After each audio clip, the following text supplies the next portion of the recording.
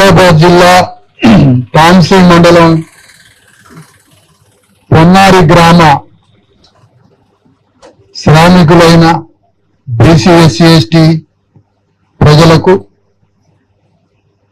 వేదిక మీద ఉన్న గడ్డం వెంకటరమణ నాయక్పూడు ప్రతినిధి ఎంపీటీసీఎక్స్ అండే అశోక్ యాదవ్ సంఘం నాయకులు మాజీ సర్పంచ్ గూడుగు గంగన్న అంబేద్కర్ సంఘం గంగాధర్ గౌడ్ గౌడ సంఘం నాయకుడు ఎం విలాస్ మాల సంక్షేమ సంఘం దర్శనాల చిన్నయ్య మాదిగ సంఘం నాయకుడు ప్రతాప్ మరియు విష్ణు డిఎస్పి నాయకులు మరియు ఈ సభని కోఆర్డినేట్ చేస్తున్న గణేష్ గారు జిల్లా బీసీ ఎస్సీ ఎస్టీ జేఏసీ నాయకులు ఆ తర్వాత రాష్ట్ర బీసీ ఎస్సీ ఎస్టీ నాయకులు లక్ష్మణ్ మహారాజ్ గారు ఇంకా ఈ గ్రామస్తులైన ఇళ్లలో ఉన్న ఈ పెట్రోల్ పంపులో హోటల్లో ఉండి వింటున్న ప్రజలందరికీ అక్కడ ఉన్న అక్క చెల్లెలకు అందరికీ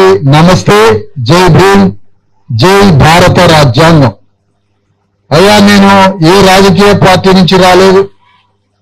మీకు ఒక పార్టీ ఉండొచ్చు, నాకు ఒక పార్టీ ఉండొచ్చు. మీరు మీ ఇష్టమైన పార్టీకి ఓటేయచ్చు, నా ఇష్టమైన పార్టీకి నేను ఓటేయచ్చు. ఎన్నికలు వచ్చినప్పుడు ఎవరి పార్టీ వాళ్ళ సంగతి చూసుకుందాం. అట్లా కుటుంబం ఎట్లా ఉంటుందో రాజకీయాలప్పుడు ఎవరి వ్యవహారం వాళ్ళు చూసుకున్నట్టుగా కుటుంబం అయితే ఎట్లా కలిసి ఉంటుందో గ్రామంలో పేదలు పీడితులు వేల సంవత్సరాల నుంచి మన చాకిరి శ్రమతో ఊరిని కట్టినటువంటి బీసీ ఎస్సీ ఎస్టీలను కూడా ఒకే కుటుంబం లాగా ఉండాలని, ఒకే అన్నదమ్ముల్లాగా ఉండాలని, ఈ రాజ్యాన్ని సంపదని అన్నదమ్ముల్లాగా సమానంగా పంచుకునే ఒక్క కుటుంబంలాగా బీసీ ఎస్సీ ఎస్టీలంతా కలిసి ఉండాలని బీసీ ఎస్సీ ఎస్టీ సంఘాన్ని రాష్ట్రంలో స్థాపించడమని ఈ సందర్భంగా మీ అందరికీ తెలియజేస్తా ఉన్నాను. అంటే ఒక కుటుంబంలో అందరం ఎట్లా ఉంటామో ఒక ఊర్లో ఉన్న బీసీ ఎస్సీ ఎస్టీలు కూడా ఒకే కుటుంబం లాగా ఉండాలని ఈ రాష్ట్రంలో బీసీ ఎస్సీ ఎస్టీ జేఏసీ అంటే జేఏసీ అంటే ఎవరి పనులు, ఎవరి పార్టీలు, ఎవరి వ్యవహారం వాళ్ళకున్నా మనందరి ప్రయోజనాలు, మనందరి సమస్యల పరిష్కారం కోసం మాత్రం బీసీ ఎస్సీ ఎస్టీ జేఏసీ ఒక ఐక్య కార్యాచరణగా ఒక సంఘంగా ఉండాలని రాష్ట్ర వ్యాప్తంగా 3.5 కోట్ల మంది ఉన్నాం బీసీ ఎస్సీ ఎస్టీలో. అణగారిన వర్గాలంతా బీసీ ఎస్సీ ఎస్టీలు 90% ఉంటే రెడ్డి వెలమ దొరలు కమ్మ కాపు పటేళ్లు 10% కూడా లేరు. ఆ 10% లేనోడి దగ్గర భూమి ఉంది, ఆ 10% లేనోడి దగ్గర రాజ్యం ఉంది, రాజకీయం ఉంది, సంపద ఉంది, పైసలు ఉన్నాయి, స్కూల్స్ ఉన్నాయి, హాస్పిటల్ ఉన్నాయి, సర్వం వాళ్ళ దగ్గర ఉన్నది. 90% ఉన్నోడి దగ్గర ఏమీ లేదు, ఓట్లు తప్ప. కానీ పోనీ ఆ ఓట్లు మనం వేసుకొని రాజ్యానికి వస్తున్నాం అంటే అది లేదు. మన ఓట్లను కూడా కోట్ల సీసాలకు అమ్ముకొని రాజ్యాన్ని, భూమిని, సంపదని ఆ రెడ్డి రావుల బొంద మీద కొడుతున్నాం. అందుకనే మనందరం ఒక్కటై మన ఓట్లున్నా సమాజం అంతా జనమంతా మనమే ఉన్నా ఒక్క సమస్య మనది పరిష్కారం కావట్లే. ఈరోజు ఇదే గ్రామాలు బస్టాండ్ కావాలన్నా మనకి సమస్య. బస్టాండ్ అంటే బస్సులు ఎక్కే దిగేది మనమే, ఆర్టీసీని పెంచి పోషించేది మనమే, బస్టాండ్ మనకి వెళ్ళేది. ఇక్కడ నాగపూర్ హైవే పక్కన ఉన్నాం మనం. అంటే ఎంతో పెద్ద నాగపూర్ కారిడారే ఏర్పాటు కాబోతుంది, ఇండస్ట్రియల్ కారిడార్. కానీ ఈ రోడ్డు పక్కన ఉన్నాం, మనకి ఏమీ లేదు. అయ్యా, మీరంతా ఇల్లు చూడండి ఒకసారి. అలాంటి ఇల్లు ఎక్కడన్నా దేశం మీద ఉన్నదా? ఆ ఇల్లు చూసిందా అని అడుగుతున్నా మిమ్మల్ని. ఆ ఇల్లు లాంటిది రాష్ట్రంలో ఎక్కడన్నా ఉందా? అంటే ఒక రేకుల ఇల్లు, లోపలికి పోవాలంటే 4 అడుగుల కిందికి ఉన్నది ఆ ఇల్లు. కానీ అలాంటి ఇల్లు ఉన్నటువంటి ఈ రాష్ట్రంలో బీసీ ఎస్సీ ఎస్టీలకి ఇల్లు లేవు, హాస్పిటల్ లేవు, పిల్లలు చదువుకోవడానికి స్కూల్ లేవు, చేసుకోవడానికి పని లేదు, వ్యవసాయం చేసుకోవడానికి భూమి లేదు. ఏమి లేకుండానే 100కి 90% ప్రజలు కటిక దరిద్రంతో పేదరికంతో బతుకుతున్న బీసీ ఎస్సీ ఎస్టీలంతా కలిసి ఒక వేదికగా ఏర్పడి మన సమస్యల్ని పరిష్కారం చేసుకోవడానికి, మన కష్టాలని కన్నీళ్ళని పరిష్కారం చేసుకోవడానికి ఈ రాజకీయ పార్టీ నాయకులు నమ్ముకుంటే నోట్ల మన్ను కొడతారు వీళ్ళు. ఈ పార్టీలు మొత్తం ఈ రెడ్డి రావుల చేతిలో ఉన్న పార్టీలు వీళ్ళు మనల్ని సమాధానం చేస్తారు కానీ మన సమస్యలు మాత్రం పరిష్కారం చేయరు. కాబట్టి ఈ భూమిపుత్రులైన బీసీ ఎస్సీ ఎస్టీలు రోజు పనిచేసే శ్రామికులు 100కి 90 మంది మనం ఉన్నాం. మన సమస్యల పరిష్కారం కోసం మనమే ఒక వేదిక పెట్టుకొని ఒక సంఘం పెట్టుకుందామని రాష్ట్రంలో ఉన్న పెద్ద మనుషుల మధ్య బీసీ ఎస్సీ ఎస్టీ జేఏసీ సమాజాన్ని వేదికని స్థాపించుకున్నాం. ఆ స్థాపన జరిగిన వెంటనే తెలంగాణ గడ్డ మీద 1,00,000 కిలోమీటర్ల రథయాత్ర చేసి తెలంగాణ గ్రామాలలో 10,000 గ్రామాలు పర్యటన చేసి మనకి ఇళ్లున్నాయా, వాకిలుందా, భూమి ఉందా, ఇల్లుందా, ఏ సమస్యలు బతుకుతున్నా, మనకి దవాఖానా ఉందా, పిల్లలకి స్కూల్ ఉందా, చేసుకోవడానికి పని ఉందా, భూమి ఉందా, ఏముంది ఏమి లేదు అని రాష్ట్రమంతా పర్యటన చేస్తున్నాం గ్రామ గ్రామం. ఈ సమస్యల మొత్తం ఎంఆర్ఓ దగ్గర నుంచి కలెక్టర్ నుంచి చీఫ్ సెక్రటరీ నుంచి ముఖ్యమంత్రి వరకు లారీ కాగితాలు వస్తాయో 10 లారీల కాగితాలు వస్తాయో ఈ సమస్యలన్నీ పరిష్కారం చేయమని కలెక్టర్ దగ్గరికి పోదాం అనుకుంటున్నాం, ముఖ్యమంత్రి దగ్గరికి పోదాం అనుకుంటున్నాం, ప్రధానమంత్రి దగ్గరికి కూడా పోదాం అనుకుంటున్నాం. ఈ సమస్యలను నువ్వు ఎందుకు పరిష్కారం చేయట్లే? మేము మనుషులం కాదా? ఈ రాజ్యంలో మనుషులం కాదా? తెలంగాణ ప్రభుత్వంలో మనుషులం కాదా? భారతదేశంలో మేము మనుషులం కాదా? మాకెందుకు ఈ గతి పట్టింది? ఒక్కడి ముఖం కూడా కరెక్ట్ లేదు. ఎండకపోయిన పీక్కపోయిన ముఖాలు, మాసిన గడ్డం, మాసిన బట్టలు, ఆరోగ్యం సరిగ్గా ఉండదు, ముఖంలో కళ ఉండదు, ఇంటికాడ సమస్యలు ఉంటాయి. ఎందుకు మనకి ఈ గతి? రెడ్డి రావులకి ఏ సమస్య లేదు, ఆనందంగా బతుకుతాండ్రు, అమెరికాలో లండన్లు పోతాండ్రు, వ్యవసాయాల భూములు ఉన్నాయి, వ్యాపారాలు ఉన్నాయి, రాజకీయాలలో వాళ్ళే ఉన్నారు.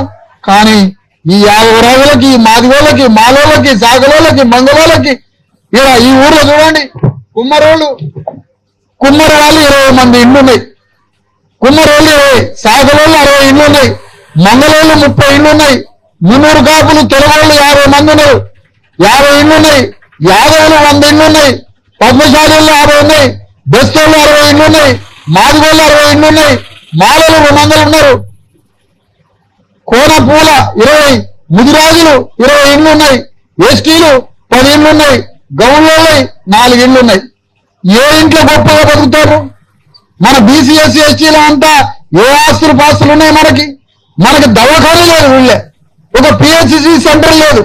గర్భిణీ స్త్రీకి నొప్పులు వస్తే హాస్పిటల్ పోవాలంటే ఎక్కడికో ఆదిలాబాద్ పోవాలి. అంటే ఒక యాక్సిడెంట్ అయితే, ఒక కడప నొప్పులు వస్తే, ఒక తేలు కుడితే, పాము కుడితే, కుక్క కరిస్తే, ఆరోగ్యం బాగాలేకపోతే, జ్వరం వస్తే ఇక్కడ ఒక దవాఖానా లేదు. మరి నేను అడుగుతున్నా, ఈ తాంసీ మండలంలో ఉన్న ఈ పొన్నారి గ్రామం నుంచి ఈ గ్రామం పుట్టి 100 సంవత్సరాలైంది.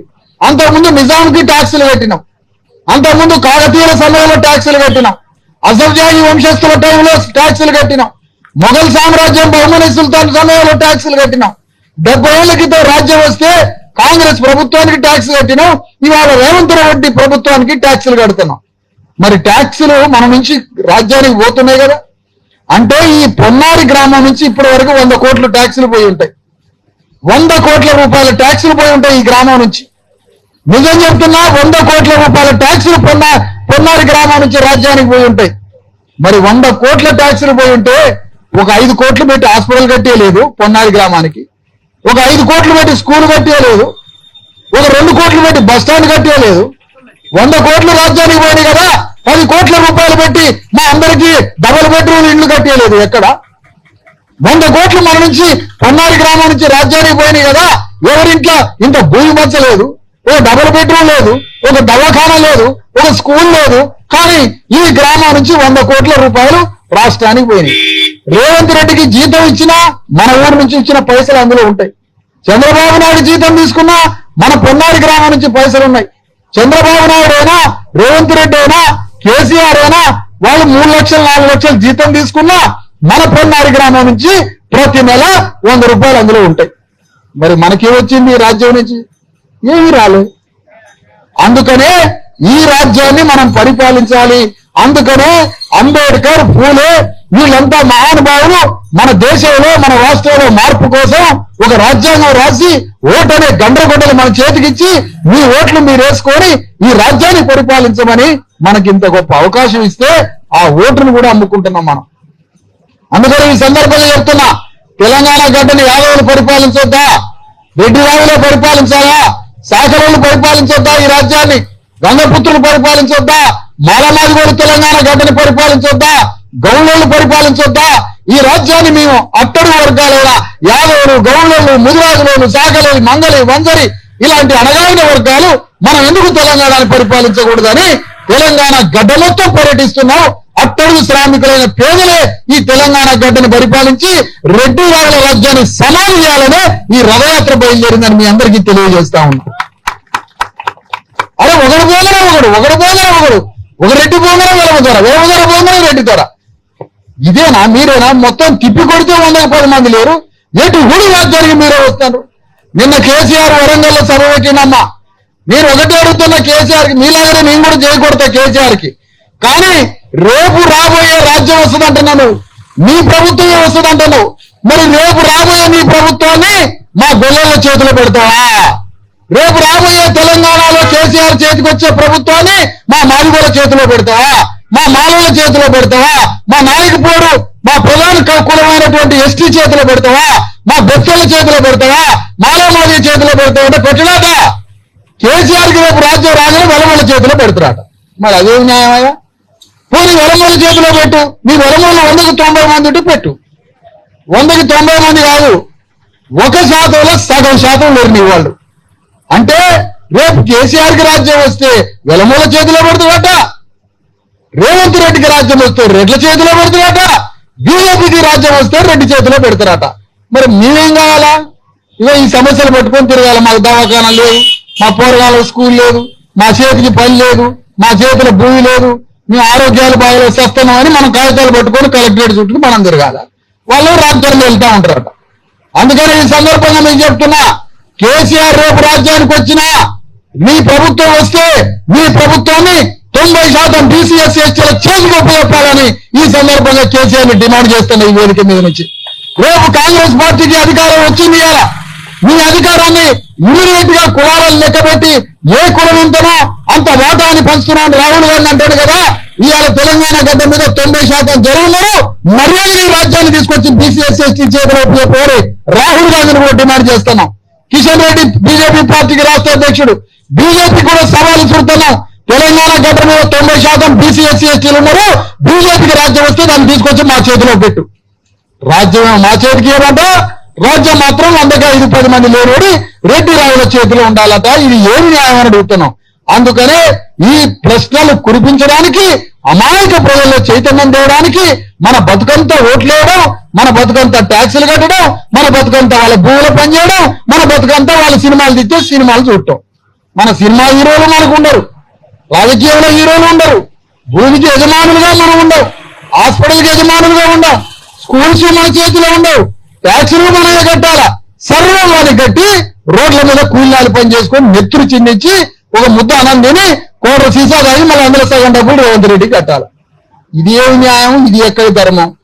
అందుకనే ధర్మం కాలిపోయి ధర్మం నాశనం అయి ధర్మం తలకిందులైతే ధర్మాన్ని నిలబెట్టడానికి ధర్మ యుద్ధంతో బయలుదేరని తెలియజేస్తా ఉన్నా. అవును, భగవద్గీతలు అన్నట్టుగా ధర్మం తలకిందులై సర్వనాశనం అయినప్పుడు మరొక ధర్మ పోరాటం బయలుదేరింది. అదే ఈ ధర్మ యుద్ధ మహాసభ బీసీ ఎస్సీ ఎస్టీ జేఏసీ రూపంలో ఈ ధర్మ యుద్ధాన్ని బయలుదేరినవని మీ అందరికీ తెలియజేస్తా ఉన్న ఈ సందర్భంగా. అందుకనే నేను మిమ్మల్ని కోరేది ఏంటంటే, ఒక కోయపు, ఒక దొరసట్టపో కోయో, లేకపోతే ప్రధానో, ఒక నాయకపోడో, ఒక ఎస్టీయో, ఒక ఎస్టీ ఈ తెలంగాణ గడ్డని పరిపాలించే అర్హత మాకు లేదా? నేను అడుగుతున్నా. వాళ్ళు మంత్రులు వచ్చినప్పుడు మేము డోళ్లు కొట్టడానికి, డబ్బులు కొట్టడానికి, కొనుగోలు ఊదడానికి మాత్రం మెమరీ కట్టుకొని మేము మీ దగ్గరికి రావాలి. యాదవులు వాళ్ళు డోళ్లు కొట్టుకుంటూ రావాలా, గౌళ్ళు మోకులు వేసుకొని ముఖ్యమంత్రి దగ్గరికి రావాలా. కానీ మేము మాత్రం రాజ్యాన్ని పరిపాలించే అవకాశం లేదట. అందుకని ఈ రోజు గ్రామాలు మేమేం అడుగుతున్నామంటే, నేను ఒకటే అడుగుతున్నా. ఆ రోజు ఆంధ్రోడిని గోబ్యాక్ అన్నారు, ఆంధ్రవాడు వెళ్ళిపోవాలన్నారు, ఆంధ్రోడు వెళ్ళిపోయి తెలంగాణ పరిపాలించుకుందాం అన్నారు. ఇవాళ మేమంటున్నాం ఈ జేఏసీ తరఫున, ఆంధ్రోడు పోయిండో లేదో మాకు తెలియదు, కానీ అర్జెంట్ గా రెడ్డి రావులు మాత్రం వెళ్ళిపోవాలి రాజకీయాల నుంచి. మేము పరిపాలించుకుంటాం ఈ రాజ్యాన్ని. రెడ్డి రావులు వెళ్ళిపోవాలా, మేము రాజ్యాన్ని పరిపాలించుకున్నాం. అందుకనే రేపు రాబోయే తెలంగాణ టీఆర్ఎస్ ప్రభుత్వం వస్తుందని అంటాడు కదా, ఆ టీఆర్ఎస్ ప్రభుత్వాన్ని మా అన్నగారిని కులాలకు ఒప్పచెప్పు. అప్పటిదాకా ఈ రాజ్యాన్ని మాకు ఒప్పచెప్పకపోతే టీఆర్ఎస్ కానీ, బీఆర్ఎస్ కానీ, లేకపోతే బీజేపీ కానీ, కాంగ్రెస్ కానీ మీరు మాకు ఎప్పుడైతే రాజ్యాన్ని ఒప్పజెప్పే అర్హత మీకుంటుందో అప్పుడే ఓట్లు అడిగే అర్హత కూడా మీకుంటది. అందుకోసం బీసీ ఎస్సీ ఎస్టీలంతా చైతన్యమై మన సమస్యల్ని మనం పరిష్కరించుకోవడానికి మనకి 10 సమస్యలు ఉన్నాయి. ఇంతవరకు బీసీలకి పార్లమెంట్ లో రిజర్వేషన్ల చట్టం లేదు. మన 40% రిజర్వేషన్లు చేస్తే ఇంతవరకు అమలు చేసిన వాడు లేడు. మనకి మహిళల్లో కోటా వస్తే 33% లేదు. మనకి ఆ 33లో బీసీ ఎస్సీ ఎస్టీ మహిళలకి లేదు. ఇట్లా చెప్పుకుంటూ పోతే పార్లమెంటులో మనకి రావాల్సిన చట్టాలు, అసెంబ్లీలో రావాల్సిన చట్టాలు ఇంతవరకు లేవు. మనకి 20 లక్షల ఎకరాల భూమి అవసరం మన అణగారిన వర్గాలకి. మనకి ఎంత భూమి కావాలంటే ఇప్పుడు అర్జెంట్ గా 20 లక్షల ఎకరాల భూమి పంచితే గానీ మనందరికీ భూమి రాదు. 10 ఎకరాల పట్టుమని 10 ఎకరాల భూమి పంచడానికి కూడా ఎవరు రావట్లే. కానీ పెద్ద పెద్ద సంస్థలకి, పెద్ద పెద్ద దవాఖానాలకి, అగ్ర కులాలకి, వ్యాపారవేత్తలకి, సినిమా స్టూడియోలకి 100 ఎకరాల భూమిని ఇస్తారు. మనకు మాత్రం సెంటు భూమి ఏడట, 10 గజాల భూమి ఏడట. అందుకనే మన పేదల రాజ్యం రావాలంటే మన బీసీ ఎస్సీ ఎస్టీల రాజ్యం రావాలి. ఈ అగ్ర కులాల రాజ్యాన్ని దింపేయాలి.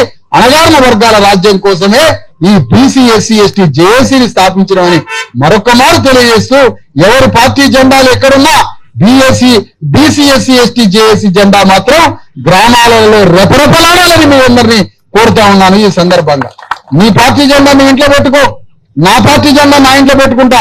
కానీ బీసీ ఎస్సీ ఎస్టీ జేఏసీ జెండా మాత్రం తెలంగాణ గడ్డ మీద రెపరెపలాడాలి.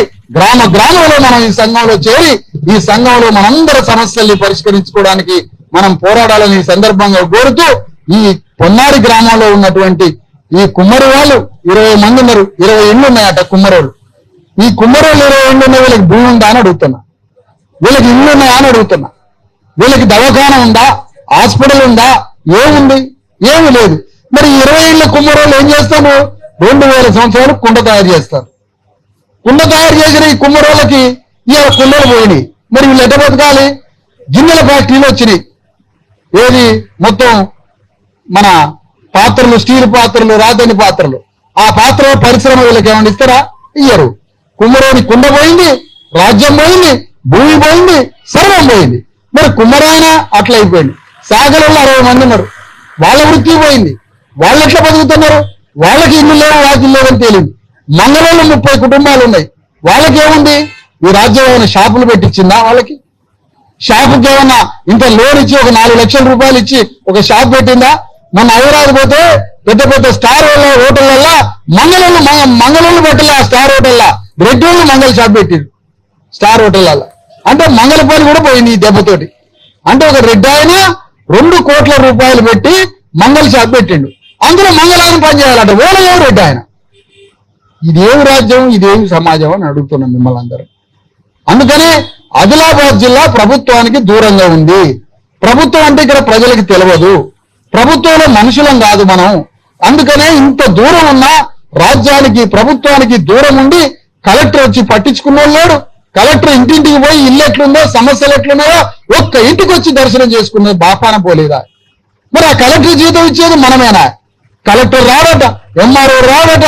ఓ ఇల్లు కాలిపోయినా, ఇంట్లో ఎవరైనా చచ్చినా, తిండి లేకపోయినా, పౌష్టికాహారం లేకపోయినా, ఏ బాధలు సాధకాలు జరిగినా ఒక 3rd క్లాస్ మేజిస్ట్రేటో, 1st క్లాస్ మేజిస్ట్రేటో, 2nd క్లాస్ మేజిస్ట్రేటో అయినా కలెక్టరో, ఆర్డీఓనో, ఎంఆర్ఓనో ఎవరు వచ్చి మనల్ని సర్వే చేయరు, మనల్ని చూడరు.